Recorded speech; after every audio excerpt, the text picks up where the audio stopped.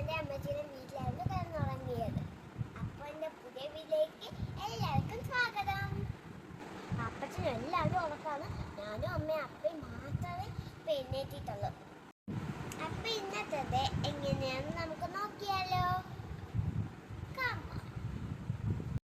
ഞാൻ രാവിലെ ഉറക്കമൊക്കെ എഴുന്നേറ്റ് പല്ലൊക്കെ തേച്ചിട്ട് ആദ്യം കഴിക്കുന്നത് തന്നെ ഐസ്ക്രീമാണ്.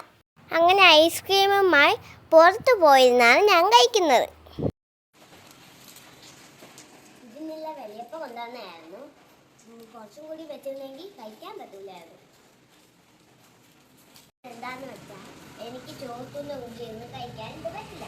കാരണം അവർക്ക് വേണമെന്ന് പറഞ്ഞ് ചെറു വാശിയുണ്ടാകും. അതുകൊണ്ടാണ് ഇപ്പം ഇത് കഴിക്കുന്നത്. മെൽറ്റായി പിന്നെ അത് ഐസ് പോയി. അത് ഇതുപോലെയായി.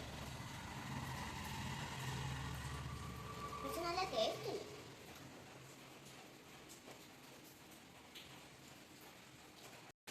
അതാണെങ്കിൽ പുറത്ത് നല്ല മഴയുമാണ്.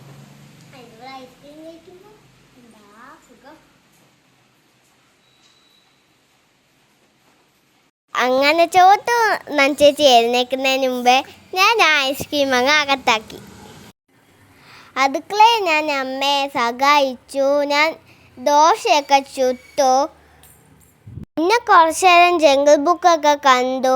അപ്പോഴത്തേക്ക് നനച്ചേച്ചിയും ചോത്തും കൂടി എഴുന്നേറ്റ് വന്നു. പിന്നെ ഞങ്ങൾ ബ്രേക്ക്ഫാസ്റ്റൊക്കെ കഴിച്ചു. പിന്നെ ഞങ്ങൾ ജംഗിൾ ബുക്കൊക്കെ കണ്ട് കുറേ നേരം കളിച്ചു. പിന്നെ ഞങ്ങൾ കുളിച്ച് പിന്നെ ഞങ്ങൾക്ക് സ്കൂളിൽ പോകണമായിരുന്നു. പിന്നെ ഞങ്ങൾ റെഡിയായിട്ട് വരട്ടെ. അങ്ങനെ കുളിച്ച് റെഡിയായി ഞങ്ങൾ സ്കൂളിലേക്ക് പോയി. പിന്നെ ഞാനും നന്ദു ചേച്ചിയും ചോട്ടും അമ്മയും വലിയപ്പയും ഞങ്ങൾ അഞ്ച് പേരും കൂടിയാണ് പോയത്. അങ്ങോട്ടേക്ക് പോകുന്ന വഴിക്ക് ചോട്ടു അവിടെ കിടന്ന് എന്തൊക്കെയോ കാണിച്ചുകൊണ്ടിരിക്കുക. അങ്ങനെ ഞങ്ങൾ സ്കൂളിലെത്തി. ഞങ്ങൾ സ്കൂളിലെത്തിയപ്പോൾ അവിടെ റിനോവേഷനായിട്ട് എന്തൊക്കെയോ വർക്കുണ്ടായിരുന്നു. ഞങ്ങൾ സ്കൂളിൽ പോയത് എന്തിനാണെന്നറിയോ? ബുക്സ് വാങ്ങിക്കാനും പിന്നെ യൂണിഫോം വന്നിട്ടുണ്ടെന്ന് പറഞ്ഞു. അപ്പോൾ അതും കൂടി വാങ്ങിക്കാനാണ് പോയത്.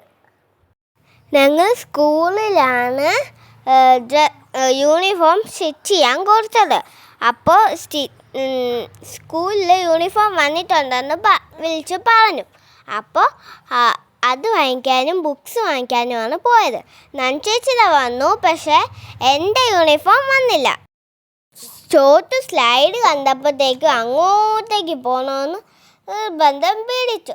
അപ്പോഴാണ് എൻ്റെ പഠിപ്പിക്കുന്ന ഒരു ടീച്ചർ എന്നെയും ചോട്ടുവിനെയും വിളിച്ചത്. അപ്പോൾ ചോട്ടുവിന് എത്ര വയസ്സായെന്നൊക്കെ ചോദിച്ചു. അങ്ങനെ ടീച്ചറിനെ കണ്ടതിന് ശേഷം ചോട്ടുവിനെ ഞങ്ങൾ സൈഡിൽ കളിക്കാൻ കൊണ്ടുപോയി. പിന്നെ അവിടെ നിന്ന് കളിയോടെ കളി ഇറങ്ങാൻ പറഞ്ഞിട്ട് അവൾ ഇറങ്ങി വരുന്നില്ല. അതിനകത്ത് കയറി കളിച്ചുകൊണ്ടേയിരിക്കുക. അവൾ മര്യാദയ്ക്കൊന്നുമല്ല സ്ലൈഡ് ചെയ്യുന്നത്, കമിഴ്ന്ന് കിടന്നാണ് അവൾ സ്ലൈഡ് ചെയ്യുന്നത്.